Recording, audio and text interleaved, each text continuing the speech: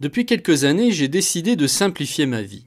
Comme pas mal de blogueurs qui ont suivi le mouvement minimaliste né aux États-Unis dans les années 2000. Une chose est sûre, on y voit plus clair dès qu'on commence à avoir moins d'objets.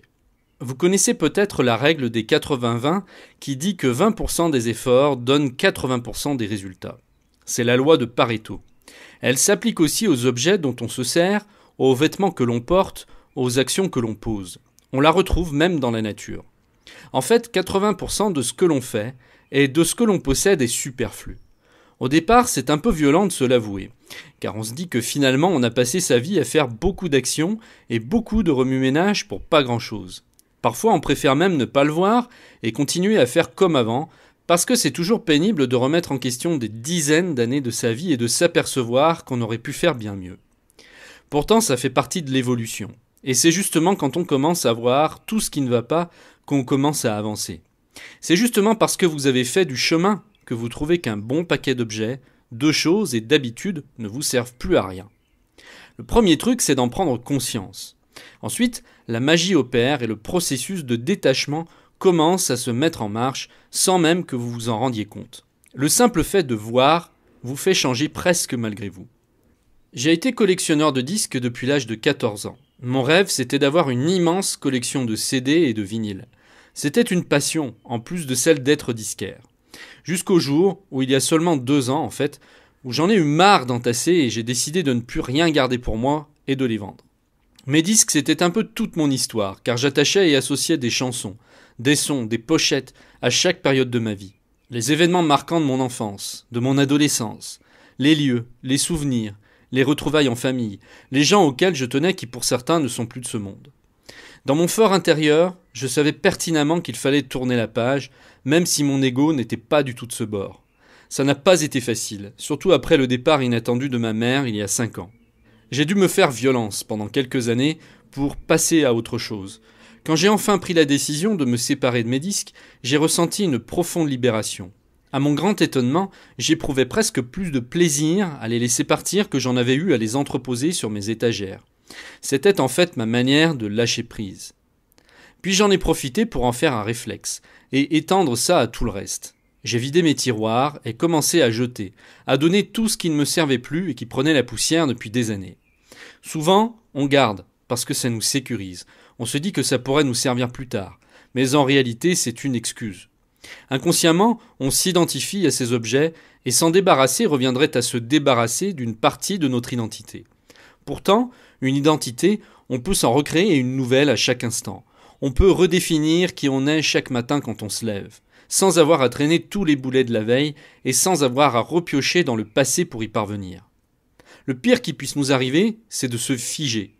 C'est de rester bloqué sur mai 68 ou sur le top 50 des années 80, en continuant sagement de vivre conformément à l'ancienne époque, parce que c'est comme ça qu'on a toujours fait. Ma conclusion personnelle, c'est qu'on vit tout simplement mieux avec moins de choses. Moins de choses, c'est aussi moins de passé. Et moins de passé, c'est davantage de liberté. Parce qu'on peut recréer à partir du neuf en étant plus léger, plus serein et au final plus heureux.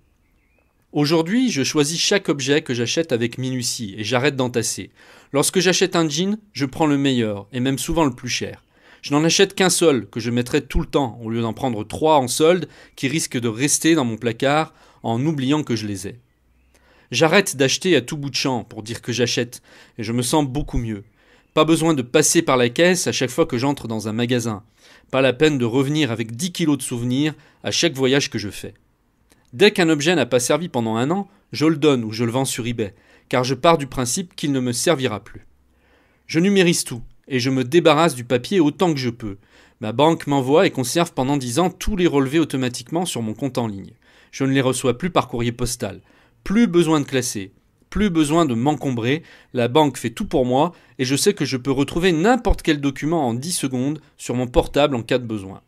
Je me sers de 2 outils fabuleux pour m'organiser, Evernote et eCoffre-fort. Ce sont 2 services complémentaires dont je ne peux absolument plus me passer. Evernote est une espèce d'armoire virtuelle géante où on peut y mettre toute sa vie.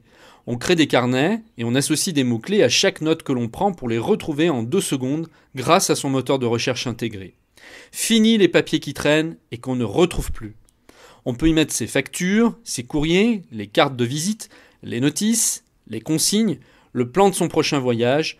On peut créer des listes de tâches, gérer ses projets, capturer n'importe quelle page internet, mettre en place des processus, partager ses notes, écrire ses articles de blog, archiver tout ce qu'on veut.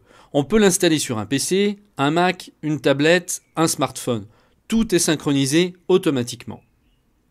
eCoffre-fort est, comme son nom l'indique, un coffre-fort virtuel. Avec lui, vous sécurisez tous vos papiers importants. Carte d'identité, passeport, fiche de paie, carte grise, contrat, diplôme, déclaration d'impôt, documents comptables, etc. Un petit logiciel les numérise et les dépose directement dans votre coffre, leur donnant une valeur probatoire et vous garantissant leur intégrité pendant 30 ans. En cas de sinistre, pas de perte possible, même si tout part en fumée et que votre maison explose.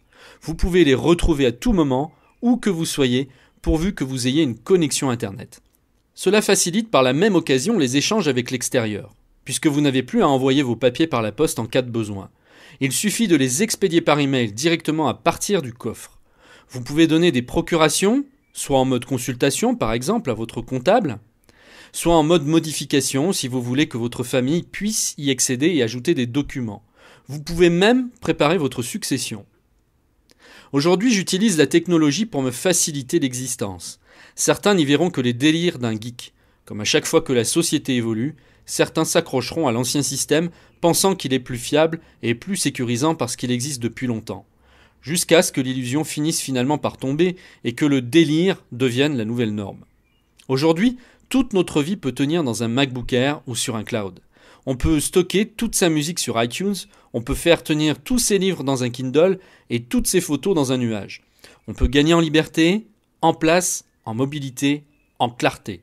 Rien que ces deux outils feront déjà largement la différence. Evernote et eCoffre-fort. Vous pouvez vous abonner aux deux services en cliquant sur les deux liens qui figurent juste en dessous de cette vidéo.